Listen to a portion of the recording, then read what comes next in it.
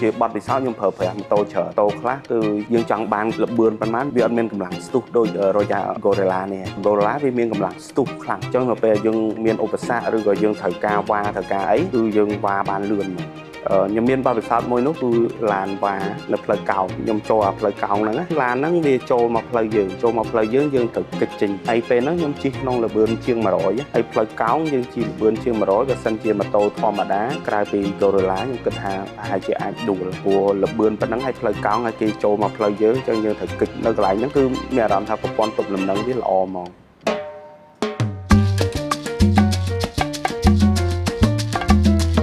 ឈ្មោះឌីណាអាជីពការងារធ្វើការក្រុមហ៊ុនឯកជននៅទីក្រុងភ្នំពេញចំណង់ចំណូលចិត្តគឺលេងកីឡាហើយនិងជិះម៉ូតូទៅតាមខេត្តម្ដងម្កាលខ្ញុំប្រើប្រាស់ម៉ូតូ model Gorilla ម៉ូតូខ្ញុំប្រើប្រាស់បានប្រហែលជា3000គីឡូ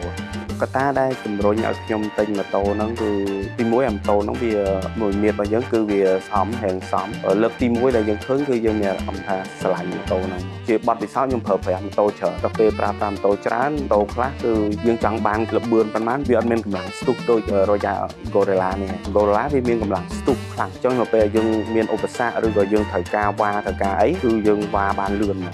គំនិតរបស់ខ្ញុំផ្ទាល់ការប្រើប្រាស់ម៉ូតូនេះគឺថាម៉ូតូបែប classic អញ្ចឹងយើងវាស័ក្តិសមជាមួយនឹងអ្នកដែលចូលចិត្តឆ្លាញ់ប្រភេទម៉ូតូហ្នឹងហើយវារៀងប្លែក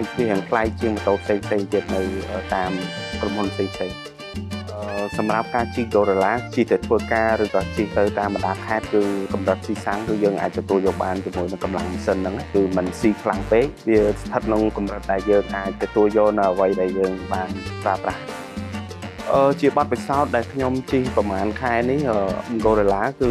ជិះតាមផ្លូវសឹងតែគ្រប់ស្ថានភាពផ្លូវហ្មងទាំងផ្លូវកោងផ្លូវកលុកតិចតួចឬក៏ផ្លូវរាបស្មើគឺយើងជិះបានល្អខ្ញុំគិតថាប្រព័ន្ធទប់លំនឹងពេលជិះក្នុងស្ថានភាពផ្លូវភ្លៀងគិតថាអត់មានបញ្ហាអីសម្រាប់ Gorilla គឺយើងជិះបានធម្មតាTriple Navigation គឺខ្ញុំប្រើម្ដងម្កាលពេលយើងទៅណាឆ្ងាយដែលយើងអត់សូវស្គាល់សម្រាប់ការប្រើប្រាស់ Triple Navigation ហ្នឹងគឺវាជួយសម្រួលពេលខ្លះយើងអត់ជិះត្រូវឆែកទូរស័ព្ទឆែក map ឆែកអីឡៃតែឈប់ឆែកឈប់អីយើងជិះតាមមើលតែនៅលើក្រង់ម៉ូតូទៅគឺយើងអាចបើករកទីតាំងបាន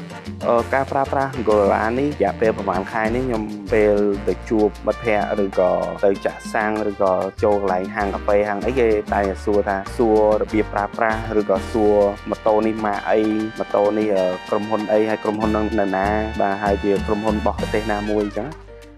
បាទខ្ញុំមានបទពិសោធន៍មួយតាក់ទងមួយយើងចុះ trip ទៅដើរលេងនៅតាមបណ្ដាខេត្តរយៈពេល3ថ្ងៃយើងចេញពីភ្នំពេញទៅកពតហើយចេញពីកពតទៅកំពង់សោមហើយចេញពីកំពង់សោមទៅខាងកោះស្ដេចបន្ទាប់មកយើងចេញទៅ